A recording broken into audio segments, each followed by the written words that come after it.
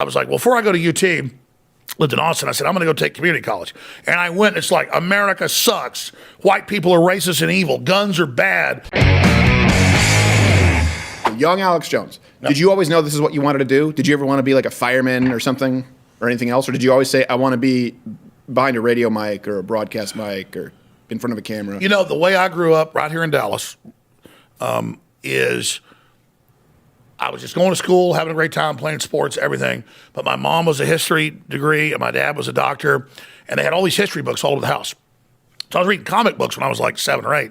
But I started reading history books because they were so interesting. Mm-hmm.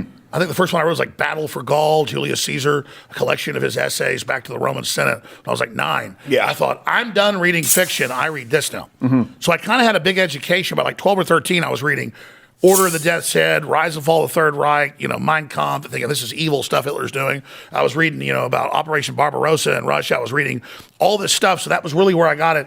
And then I had my mom's brother had been a big helicopter ace in Vietnam, and then he was involved in Iran-Contra. And so he would come by the house sometimes and talk about what was really going on in the country. And I had some other family that was involved in clandestine stuff and like Army Special Operations.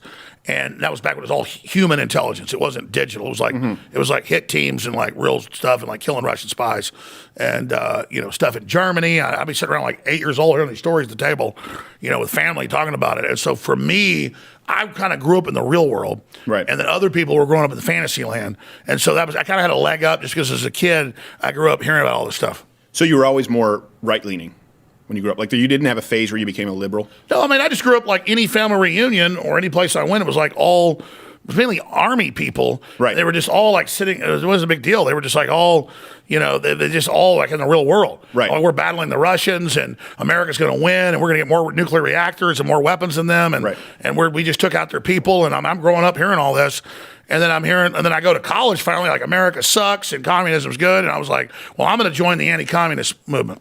So that's when it started, where you said you were going to fight against the communist movement at that, which by the way, was I just pretty grew pervasive. up around a bunch of badass Americans. Right. So, and so I thought like everybody was like this. And were you studying like radio media in college? Is that what you wanted to do? I was already awake by the time I was in junior high. Okay. And then I was about to go to UT. I had decent grades. Like I did horrible the first few years of high school, did better the last few, had straight A's. So I was like, well, before I go to UT, lived in Austin, I said, I'm going to go take community college. And I went, it's like, America sucks.